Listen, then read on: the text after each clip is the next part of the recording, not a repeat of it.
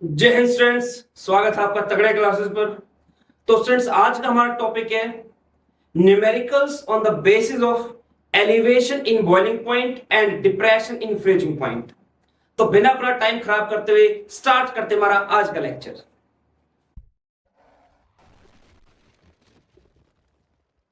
देखिए स्टूडेंट, ये क्वेश्चन कैसे किया जाएगा। ये कहता है हमारे पास 5 ग्राम सल्फर है, तो 100 ग्राम कार्बन डाइसल्फाइड में डाला गया। मतलब कार्बन डाइसल्फाइड क्या है आपके पास, ये है आपके पास सोलवेंट। ठीक है, 100 ग्राम क्या हो गया आपका W1, 5 ग्राम क्या हो गया आपका W2। ये कहता है इसका बॉइलिंग पॉइंट जो बढ़ जाता है, इसके जो भी इसका नॉर्मल बॉइलिंग पॉइंट होता है कार्बन डाइसल्फाइड का, उससे कितना बढ़ जाता है 0.476 डिग्री सेंटीग्रेड। मतलब देखा आपको डेल्टा टीबी। ठीक है, कहता सल्फर का मॉलिक्यूलर फॉर्मूला बताइए। सल्फर का एटॉमिक वेट तो होता 32। तो मॉलिक्यूलर वेट क्या, मतलब जो भी मॉलिक्यूलर मास आएगा ना, इसमें आपको निकालना पड़ेगा मॉलिक्यूलर मास, उसे डिवाइड कर दिया 32 से, तो आपको आंसर मिल जाएगा कि एस के नीचे एन, यहाँ पे 2 3 4 क्या आएगा। ठीक है ना, ये क्वेश्चन है इसमें। अब कहता है बॉइलिंग पॉइंट दे रखा है प्योर सॉल्वेंट का 46.30 डिग्री सेंटीग्रेड, और हीट ऑफ एवपोरेशन भी दे रखी है 84.1 कैलोरी पर ग्राम। पर ग्राम में मतलब क्या, आपको लेटेंट हीट दे रखी है, ये आपकी LV, latent heat of vaporization. ठीक है, और ये आपका टी नोट हो गया। ये डिग्री सेंटीग्रेड में से केल्विन में कन्वर्ट करना है, ये तो डिफरेंस होता है, तो इसको चेंज नहीं करते। ठीक है, तो देखो फॉर्मूला क्या हमारे पास, delta TB is equals to KB into W2 upon M2 into 1000 divide by W1। अब यहां से मुझे क्या क्या पता है, मुझे पता है ये मेरे पास है 5 ग्राम, ये 100 ग्राम, ये दिखा रखा है हमें 0.476 डिग्री। ठीक है, M2 आपको निकालना है। अब सीधी सी बात है, जब आपको केबी नहीं पता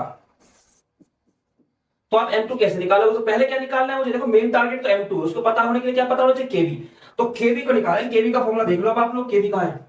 ये दो फॉर्मूले हैं, इसमें लेटेंट हीट दिया हुआ है, लेटेंट हीट ऑफ वेपोराइजेशन, तो कौन सा लगेगा, लेटेंट हीट ऑफ वेपोराइजेशन वाला।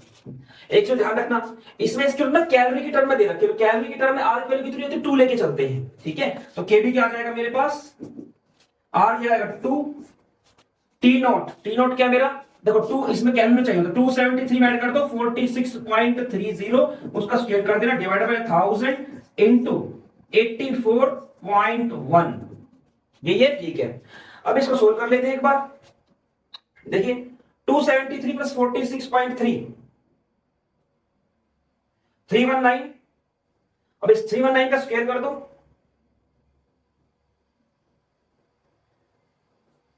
अब इसको 2 से मल्टीप्लाई कर देते हैं, ये आ गया मेरे पास 203522 डिवाइडेड बाय, नीचे क्या आएगा 84100, ये आ गया मेरे पास 522। ठीक है, अब डिवाइड कर दो इस नंबर को आप कितने से, 84100, ये आ गया 2.42,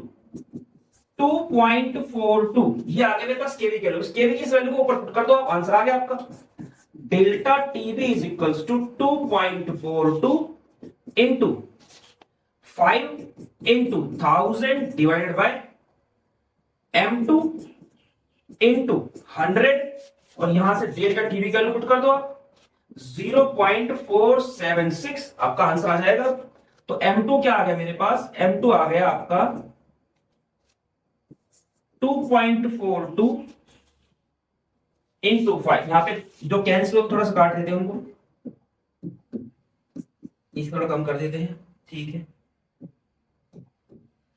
तो ये मेरे पास क्या आ गया, ये 50 हो गया ना। ठीक है, इंटू 50 डिवाइडेड बाय 0.476, ये मुझे सोल्व करना है। 2.42 इंटू 50, ये आ गया आपका 121, इसे डिवाइड करना है 0.476 से, 0.476 254.2, 0.476 आ गया आपका 254.2। ये M2 आ गया मेरे पास। अब इसको कितने से डिवाइड कर दो 32 से, तो 254.2 डिवाइड बाय 32, तीन तीन से 21, 3 8 24, 8 के आसपास ही आएगा ये। डिवाइड बाय 32, 7.94, मतलब कि 8 मान के चलेंगे। एटम काट काट के दिखाते हैं हम कि आधा एटम, पौना एटम, ऐसे लिखते हैं। तो ये क्या आएगा 8 आ गया। मतलब फॉर्मूला क्या होगा, एस एस के नीचे क्या लगा तो 8। मुझे एस के नीचे एम निकालना था ना, पता नहीं कहीं लिखा होगा मैंने, ये रहा ये। तो एम क्या आपका 8। तो इस फॉर्म में पाया जाएगा आपका जो सल्फर है। अब चलते हैं हमारे नेक्स्ट क्वेश्चन की तरफ। देखिए स्टूडेंट्स कैसे करेंगे इस क्वेश्चन को।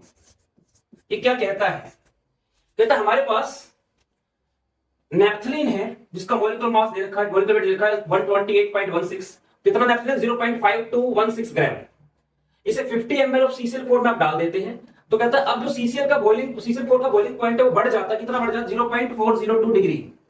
कहता है अगर एक हम सॉल्यूशन बनाए जिसमें हमने 0.6216 ग्राम का अननोन सॉल्यूट डाल रखा है और सॉल्वेंट उतना ही लिया है जितना हमने पहले लिया था, ठीक है। तो कहता है इसका बॉइलिंग पॉइंट बढ़ जाएगा आपकी बात 0.647 डिग्री। कहता है जो हमने अननोन सब्सटेंस डाला है ना, तो ये बताओ कि इसका मॉलिक्यूलर मास क्या है। यहां पे बात समझना, इसने जो गेम खेली पता है क्या है, इसने बोला है सेम वेट। कहां गया सेम वेट, देखिए ऊपर दे रखी है वॉल्यूम। सिर्फ वाटर केस में ऐसा होता है जो वॉल्यूम होता है उसी को हम वेट ले सकते हैं, ठीक है। इसमें ऐसा नहीं होता है कि डेंसिटी अलग होती है। तो इसमें देखो सबसे पहले पूंछ को पकड़ो। पूंछ मतलब क्या, जो सेकंड हिस्से की बात कर रहा है उसमें W2 निकालना है, M2 निकालना। तो उसके हिसाब से पहले मैं फॉर्मूला लिखता हूं। हमारे पास डेल्टा टीबी कितना है, देखो फॉर्मूला हमारे पास ये है, delta TB is equals to KB into W2 upon M2 into 1000 divide by W1, ठीक है।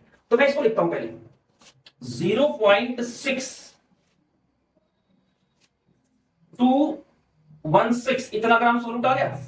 मॉलिक्यूलर मास में इसका निकालना है, ये 1000 आ गया। कहता जितना पहले वेट था ना सोलवेंट का उतना लेना, वेट पहले दे ही रखा तो W1 आ गया। केबी कितना है इसके लिए पता नहीं। डेल्टा टीबी कितना है 0. डेल्टा टीबी हमारे पास 0.647 ये है। थोड़ा सा इसको पास में लिखते हैं, काफी खुला खुला लिखते हैं इसको। केबी 0.647, ठीक है। M2 में पहुंचना है मुझे।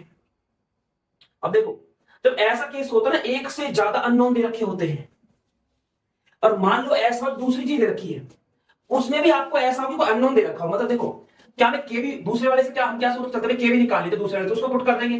W1 डेंसिटी दे रखी तो कैसे करें, ऐसे पक्की बात होती है दो अननोन में से एक कैंसिल होता है। और जहां भी कैंसिल करने वाली चीज होती है ना, तो आप लगा वहां पे कंपैरिजन किया जाता है, मतलब डिवीजन किया जाता है। अब समझ में कैसे कैसे चीज होगी। अब पहले वाले केस को उठा लेते हैं, उसमें क्या कहता है, उसमें बॉइलिंग पॉइंट बढ़ जाता है 0.412, ठीक है 0.412। के भी दे नहीं रखा मैं।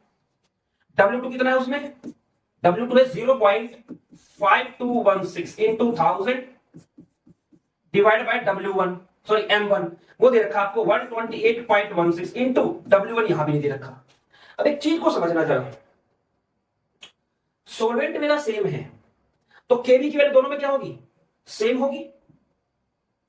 सोलवेंट सेम है ना मेरा, सेम वेट ऑफ सोलवेंट, ठीक है ठीक है ठीक है। देखो अब अगर मैं ऐसा करूं कि यहां पे कंपेयर कर दो, कंपेयर का मतलब क्या, डिवाइड कर दो इनको एक दूसरे से। ये देखो जो सोलवेंट है वो सेम है, दोनों की केबी की वैल्यू क्या आएगी, सेम आएगी ना। तो यहां पे केबी के टर्म में निकाल लो इनको, मतलब केबी के टर्म में ये क्या आएगा, ये आएगा 0.412 into 128.16 into W1 divided bye ये नीचे आ जाएगा 521.6 लिख दूं इसको मैं 521.6, ठीक है। ये इसकी केबी की वैल्यू हो गई। यहां पे क्या है, तो केबी सोलवेंट के लिए क्या रहेगा, सेम रहेगा ना दोनों में। तो ये केबी अब इधर आ जाएगा 0.647 into M2 into W1 divided bye 0.6216, इसको भी क्या 621 लिख सकता हूं मैं, 621.6 लिख सकते हैं। अब इन दोनों केबी को क्या करता हूं, कंपेयर करता हूं, क्योंकि दोनों की वैल्यू क्या आएगी, सेम आएगी।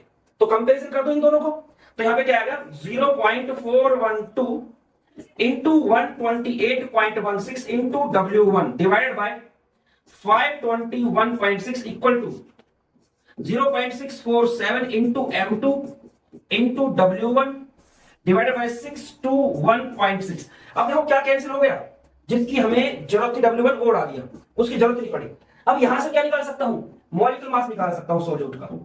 ठीक है, तो M2 क्या आ जाएगा मेरे पास, M2 is equals to 0.412 into 128.16 into 621.6 divided by 521.6 into 0.647 इन, बस ये इसको हमें सोल्व करना है। ये मैं ऊपर लेके आया था, ठीक है, ये नीचे आ गया। अब इसको सोल्व कर लेते हैं, कैलकुलेट कर लेते हैं एक बार। देखिए 0.412 इंटू 128.16 इंटू 621.6, ये आ गया आपका 32821.67 डिवाइडेड बाय 521। मैं पहले नीचे वाले को अलग से कर लेता हूं, ठीक है। 521.6 इंटू 0.647 337.47, अब आ गया 32821.67 डिवाइडेड बाय 337.47, 97.25, ये आएगा इसका मॉलिक्यूलर वेट। ठीक है स्टूडेंट, अब चलते हैं आगे की तरफ। स्टूडेंट इस क्वेश्चन कैसे करेंगे हम लोग, बहुत ही सिंपल क्वेश्चन है ये तो। 30 gram of A solute, W2 दे दिया, मॉलिक्यूलर मास दे दिया, इतने ग्राम बेंजीन में घोला गया मतलब W1 दे दिया, मतलब मोलैलिटी निकालने का सारा हिसाब किताब दे दिया। What will be the boiling point of resulting solution, आपसे टीएस पूछा गया है। ठीक है, under atmospheric pressure the molar boiling point elevation constant for benzene is इतने डिग्री सेंटीग्रेड पर मोलल। मोल का मतलब क्या, मोल पर केजी, तो केल्विन किलोग्राम पर मोल जो हम लिखते हैं ना, वो ये इसका मतलब। क्योंकि यहाँ पे डिग्री सेंटीग्रेड लगा या केल्विन कोई फर्क नहीं पड़ता, क्योंकि डेल्टा टीबी की वैल्यू केल्विन में भी वही रहती है और आपका वो भी डिग्री सेंटीग्रेड भी वही रहती है, डिफरेंस होता है वो। 273.1 माइनस 273 कितना आ गया, 0.1, या 0.1 डिग्री माइनस 0 कितना आ गया, वही 0.1। तो इस देखिए आगे, तो सीधा में फॉर्मूला, हमारे पास फॉर्मूला क्या है, delta TB is equals to KB into W2 upon M2 into 1000 divide by W1। सीधी बस वैल्यू वैल्यू पुट करनी है इसमें। आपके पास डेल्टा टीबी कितना है, अच्छा डेल्टा टीबी निकालना है आपको, हाँ। केबी कितना है आपके पास 2.61 केल्विन किलोग्राम पर मोल बोल दो, चाहे आपका डिग्री सेंटीग्रेड पर मोल बोल दो, ठीक है, बात वही है। अच्छा आप चाहो तो चलो यूनिट लिख दें आपके लिए, डिग्री सेंटीग्रेड पर मोल इनटू W2 क्या है मेरे पास 30 grams into 1000 divided by M2 कितना है 154 ग्राम पर मोल इंटू W1 कितना है मेरे पास 250 ग्राम्स।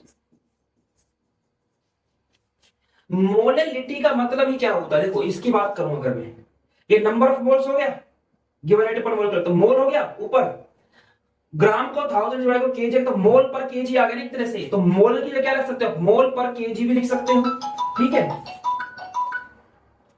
इसके जगह मोल पर केजी भी लिख सकते हो, ठीक। तो मैं इसकी दो, तो इसके साथ में क्या लिखूंगा, डिग्री सेंटीग्रेड केजी पर मोल। और ध्यान रखना ये डिग्री सेंटीग्रेड या केल्विन एक ही बात है यहां पर। यहां पे क्या दे रखा है आपको, यहां पे आपको निकालना है, देखो अब पहले यूनिट उड़ा लो जितनी उड़ा सकते हो, ग्राम डिवाइड बाय 1000 क्या आएगा केजी, तो केजी कट गया मेरा, ठीक है, इस ग्राम से ग्राम कट गया, मोल इनवर्स से मोल इनवर्स कट गया, बचा क्या मेरे पास डिग्री सेंटीग्रेड, ठीक है। तो अब क्या मुझे सर कैलकुलेशन करनी है इसके अंदर, तो कैलकुलेशन कर दो आप। अब फिलहाल मैं वैसे कैलकुलेशन आपके साथ नहीं करके दिखाता हूं कि ये ऐसे कटा वैसे कटा, कि होता क्या है ना, उसमें फिर दो न्यूमेरिकल डिस्कस कर पाता हूं मैं ढंग के, तो इसलिए कैलकुलेशन है तो ये आप अपने आप कर सकते हैं। 2.61 इंटू 30 इंटू 1000, ये आ गया 78300 डिवाइडेड बाय, ये आपका नीचे 154 इंटू 250, ये आ गया 38500, दो जीरो कट गई, ये आ गया मेरे पास 783 डिवाइडेड बाय 385, 2 के आसपास 2.03, ये क्या है मेरे पास, ये मेरे पास डेल्टा टीबी, मुझे क्या निकालना था, मुझे निकालना था टीएस, तो डेल्टा टीबी क्या होता है आपका, टीएस माइनस टी नॉट। अब टी नॉट क्या दे रखा है मेरे को, प्योर बेंजीन कितना 80.1, तो टी नॉट 80.1 है, ये आपका 2 आया लगभग 2.03, तो टीएस क्या आ जाएगा, इसको इस तरफ लेकर प्लस का हो जाएगा, तो टीएस क्या आ गया मेरे पास, टीएस आ गया 80.1 प्लस 2.03 यानी कि 82.13, इतना डिग्री सेंटीग्रेड। ठीक है, तो इस तरह से इस क्वेश्चन करना है आपको। अब चलते हैं आगे की तरफ, बहुत ही बेहतरीन क्वेश्चन है। क्या कहता है समझना जरा, ये कहता है 1000 gram of 1 mole aqueous solution, मतलब आपके पास एक एक्वस सॉल्यूशन है जिसकी मोलैलिटी है 1 मोलर, इसका मैंने 1000 ग्राम लिया, ठीक है ना, और इसको कूल किया गया। ये कहता है कि माइनस का 3.534 डिग्री सेंटीग्रेड, ये इसका ये आएगा इसका फ्रीजिंग पॉइंट। ठीक है, कहता है ये बताओ इस फ्रीजिंग, ये अगर फ्रीजिंग पॉइंट आ रहा है तो यहां तक पहुंचने के लिए कितना मेरा पानी होगा जिसको कि फ्रीज होना होगा। बहुत गहरा क्वेश्चन है, तेरा समझ ले मेरी बात को। देखो ऐसा समझो आप, ये जो मेरे पास है यहां पे ये H2, ठीक है, और इसमें मैंने डाल दिया थोड़ा सा सुक्रोज, यहां मैंने डाल दिया इसके अंदर सुक्रोज, ये सुक्रोज हो गया। ये कहता है इस सॉल्यूशन की मोलैलिटी है 1 मोलल, ये इसकी मोलैलिटी है। ठीक है, और मैंने कितना लिया है, ये लिया है मैंने टोटल सॉल्यूशन 1000 ग्राम, 1000 ग्राम एक्वस सॉल्यूशन दिया ना इसने। ठीक है, ठीक है, तो एक बात को समझना जरा, अगर KF मिल जाएगा 1.86, डेल्टा TF क्या होता है, KF इंटू मोलैलिटी, क्योंकि मेरी मोलैलिटी तो 1 है और KF की वैल्यू 1.86 है, तो मेरा डेल्टा TF इस सॉल्यूशन के लिए कितना आना चाहिए, 1.86 डिग्री सेंटीग्रेड, मतलब ये माइनस का 1.86 डिग्री सेंटीग्रेड टेम्परेचर पर जम जाना चाहिए। ठीक है, लेकिन ये कहता है कि मेरा जो सॉल्यूशन है वो जम रहा है माइनस का 3.534 डिग्री सेंटीग्रेड टेम्परेचर पर। तो ये बताओ अगर मेरा सॉल्यूशन इतने टेम्परेचर पे जम रहा है तो ये जो पानी था ना उसमें से कितना हिस्सा जम चुका, गहराई को समझना जरा, गहराई को समझना। मतलब ये है कि जो देखो जमे पानी, सुक्रोज तो ऑलरेडी सॉलिड फॉर्म में है, तो मतलब जो वाटर ना आइस की फॉर्म में जाता जाएगा उसमें तो सुक्रोज अंदर घुलेगा नहीं, तो वो तो अलग होता जाएगा, और सुक्रोज किस हिस्से में जाता जाएगा, जो हिस्सा भी वाटर लिक्विड की फॉर्म में उसमें जाता जाएगा। तो सुक्रोज आपका बचे हुए लिक्विड में जाता जाएगा तो उस सॉल्यूशन की कंसंट्रेशन क्या होगी, बढ़ेगी। एक तरह से ये समझो कि अगर मेरे पास 1 मोल वाले सॉल्यूशन को फ्रीज करना होता तो मेरा फ्रीजिंग पॉइंट आता माइनस का 1.86, पर मेरा आया माइनस के 3.534। तो अगर इतना फ्रीजिंग पॉइंट है तो उसके लिए सॉल्यूशन की मोलैलिटी क्या होनी चाहिए, पहले वो निकाल लो। ठीक है, तो delta TF is equals to KF into M। अब यहां पे डेल्टा TF कितना है, 3.54 समथिंग है, 3.534 डिवाइड बाय KF कितना है भाई 1.86 इक्वल टू में मोलैलिटी, यह है कि हमारे पास मोलैलिटी ये लगभग कितनी आएगी, ये 2836, 2 से थोड़ी सी कम आएगी, देख लेते हैं एक बार कितनी आएगी, 1.8 1.9 के आसपास आ जाएगी। 3.534 डिवाइडेड बाय 1.86 1.9, मतलब अगर मेरे सॉल्यूशन को इतने टेम्परेचर पर फ्रीज होना है माइनस के 3.534 पर, तो उसकी मोलैलिटी होनी चाहिए 1.9। ठीक है, ये आ गई। अब मोलैलिटी क्या होती है, W2/M2 into 1000 divide by W1, इतना आपको पता ही है। ठीक, अब देखो जो पहले मेरे पास सॉल्यूशन था 1, उसका 1000 ग्राम लिया है, उसको क्या 1000 ग्राम लिया है। अब अगर मुझे 1 मोलर, मोलरिटी कितनी रखनी है 1 मोलर, अगर मुझे इसको 1 लेके आना है, समझना आप जरा, तो मैं अगर 1000 ले रहा हूं, सॉल्वेंट का वेट 1000 ले रहा हूं, तो ये कितना 342 होता है इसका मोलिकुलर वेट। तो W2 कितना होगा मेरा, W2 342 होगा ना, तभी तो इसे काट के क्या आएगा 1 आएगा मेरे पास।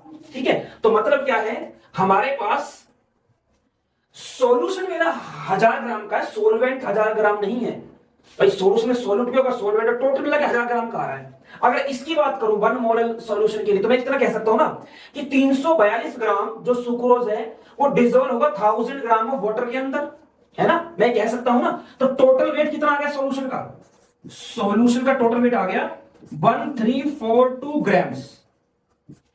इतने ग्राम सॉल्यूशन के अंदर 342 ग्राम सुक्रोज है, तो 1000 ग्राम के अंदर कितना होगा। क्योंकि देखो जब ये फ्रीज हो रहा होगा, तो फ्रीज होने से पहले और बाद दोनों केस में सुक्रोज तो मेरा सेम है ना, सुक्रोज में तो कोई फर्क नहीं पड़ेगा ना।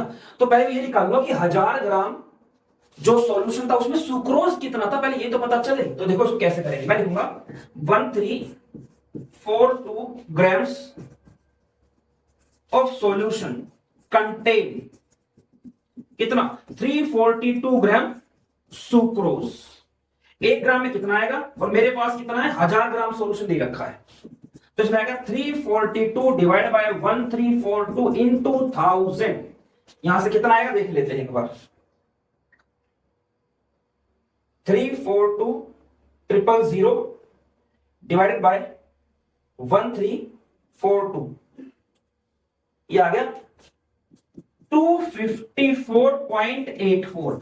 इतने ग्राम मेरे पास है सुक्रोज।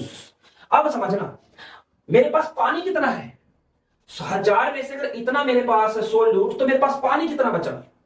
ठीक है, तो इसको हमें आगे लेके चलना पड़ेगा। इधर तो स्पेस, चलो देखते हैं एक बार, इधर करके देखते हैं। वेट ऑफ वाटर कितना आया, वेट ऑफ वाटर आया मेरे पास 1000 माइनस 254.84, कितना हो गया आपका 746, 745, 745.16 ग्राम। हाँ ठीक है, मतलब पानी इतना था मेरा। ठीक है ना, अब यही पानी क्या होगा, ये फ्रीज होना स्टार्ट होगा। अब जैसे जैसे वो फ्रीज होना स्टार्ट होगा, तो अब सुक्रोज जो है वो घुल रहा है पानी के अंदर, तो जो पानी जो है वो बच जाएगा, जो बचा हुआ पानी है। तो कहता है इसमें आपको बताना है, तो इसकी कंसंट्रेशन कितनी होने लग जाएगी, 1 मोल से बढ़ने लग जाएगी ना। क्योंकि देखो अमाउंट कम हो रहा है पानी का, वो 1 मोल नहीं रहा, क्योंकि ये तो फ्रिज हो गया, और जो हिस्सा पानी की फॉर्म में आ रहा था उसमें अब सुक्रोज आता जा रहा है। तो अब कम पानी के अंदर वो सुक्रोज घुला हुआ है, जो कि 254 ग्राम है। तो मोलरिटी बढ़ गई, और मोलरिटी कितनी बढ़ गई, वो 1.9 पहुंच चुकी है। ठीक है, तो ये पूछ रहा है जो पानी जमा हुआ है ना, जो जम गया, बताओ कितना पानी जमे कि अब जो मेरे पास सॉल्यूशन आएगा उसकी मोलरिटी 1.9 आ जाए। समझे मेरी बात को। अब चलते हैं थोड़ा सा आगे की तरफ।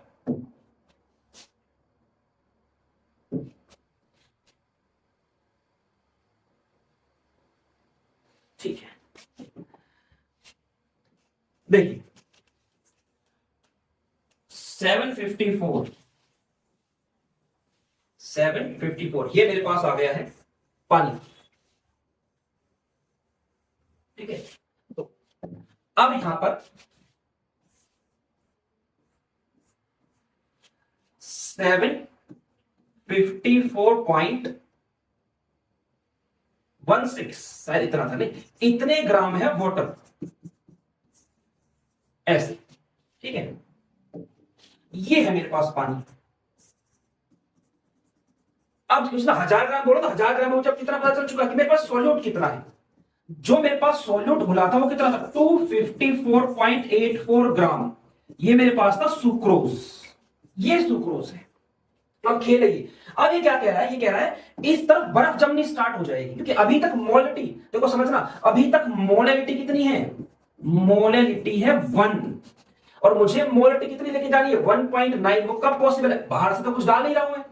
वो क्या यहां पे जब बर्फ जमनी स्टार्ट हो जाएगी, इसमें कुछ कुछ हिस्से में बर्फ जमनी स्टार्ट हो गई, यहां पे ये हिस्सा फ्रीज होना स्टार्ट हो गया।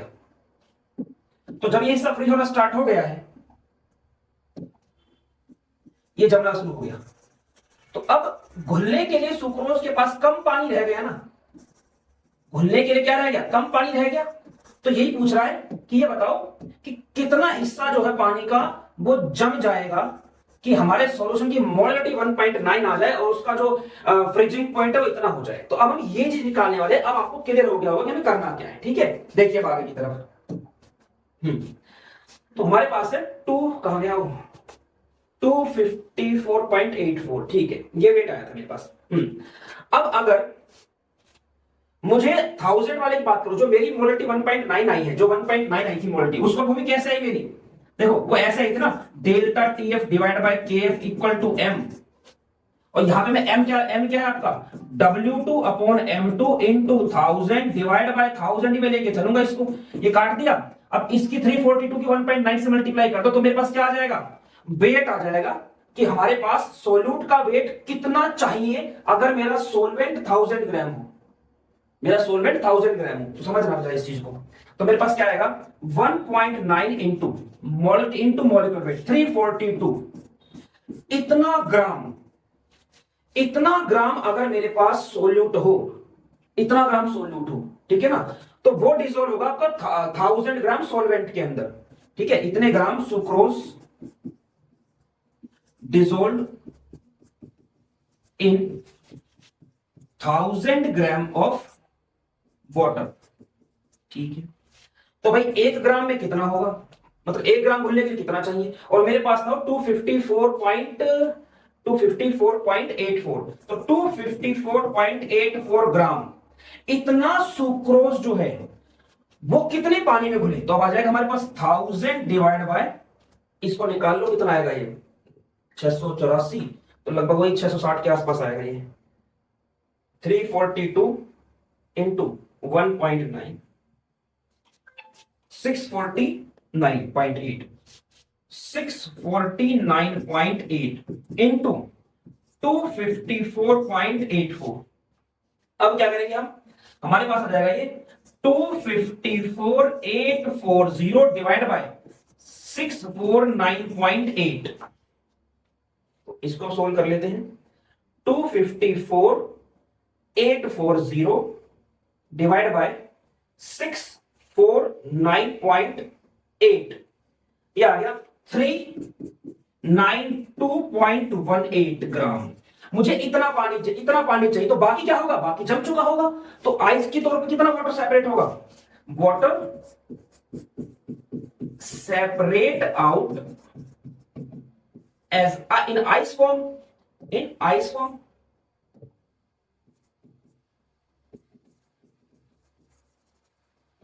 पानी कितना था, 700 कुछ था ना, कहां गया, अरे कुछ निकाला था हमने, हाँ 754.16, इतना पानी था जो जमा नहीं था तब तक 1000 ग्राम में से। ठीक है ना, अब ये कहता है उसमें से हमें इतना ही चाहिए बस, अगर मोलरिटी ये लेके रखनी है, तो बाकी क्या होगा, बाकी हमारा घुल गया होगा, तो इस सॉरी जम गया होगा 18,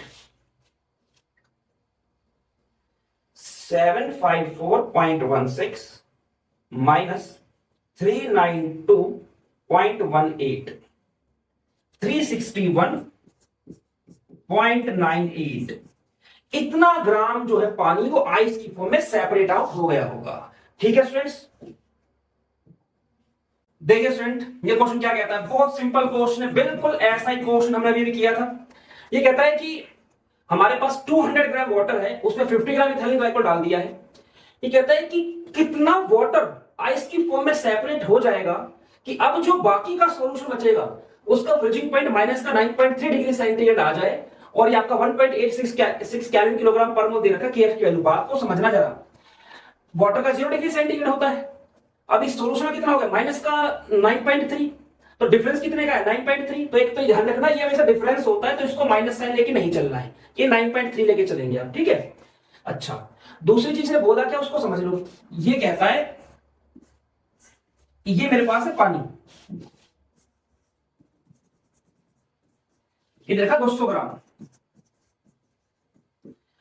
इसमें मैं डालता हूं इथाइल ग्लाइकोल,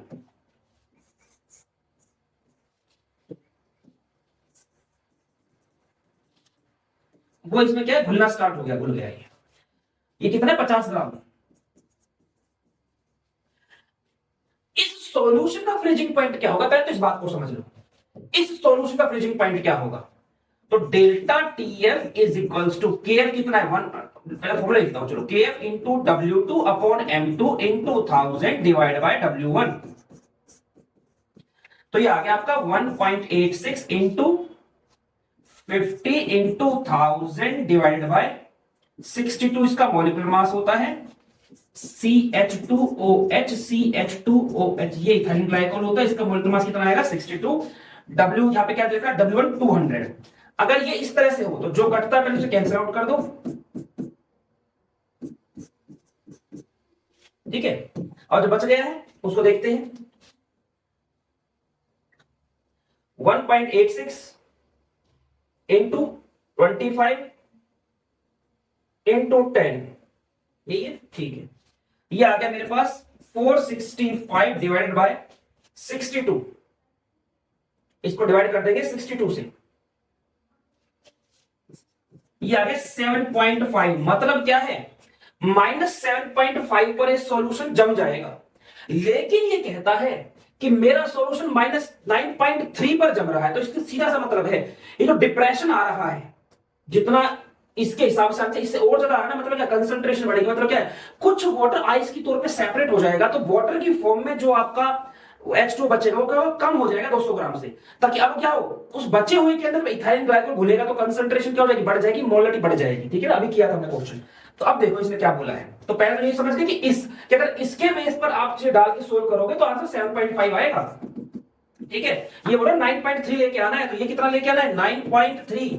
केएफ आपका 1.86 इंटू W2 कितना है 50 gram into 1000 divide bye molecular mass कितना है इसका 62। अब पूछता W1 कितना चाहिए उसके लिए, ठीक है। अब इसको हम सोल्व कर लेते हैं, इसमें से W1, ठीक है, इसको ऐसे लिखते हैं, थोड़ा आपको देखने में सिंपल लगेगा। 1.86 into 50 into 1000 divided bye 62 into 9.3, ठीक है। अब इसकी कैलकुलेट कर दो खाली, 1.86 इंटू 50 इंटू 1000 93000, ये हमारे पास आ गया, ठीक है। अब इसमें क्या है, नीचे जो हमारे पास नंबर है वो है 62 इंटू 9.3, 576.6। अब आपको इसको सिर्फ डिवाइड करना है, तो ये हमारे पास है 93000 डिवाइडेड बाय 576.6, 161.29, इतने ग्राम सोलवेंट होना चाहिए। मतलब 200 में से बाकी क्या हो गया, आइस की फॉर्म में सेपरेट आउट हो गया। तो वाटर सेपरेट आउट, वाटर ना लिख के लिखूंगा मैं, आइस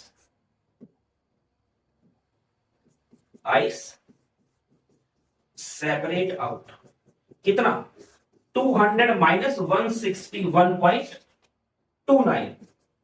तो कितना हो जाएगा आपका 38.71। इतने ग्राम जो H2 है वो आइस की फॉर्म में सेपरेट हो जाएगा, ठीक है। तो ये आपका क्वेश्चन था। तो स्टूडेंट्स, हमारा जो आज का लेक्चर है इसे यहीं पर खत्म करते हैं। आप अपने तौर पे न्यूमेरिकल्स की प्रैक्टिस करते रहिए, जितना हो सकता है ज्ञान बटोरते रहिए, अपने टीचर का सम्मान कीजिए। मिलते हैं नेक्स्ट लेक्चर में, तब तक फिजिकली, मेंटली और स्पिरिचुअली तगड़े होने में ध्यान दीजिए। जय हिंद।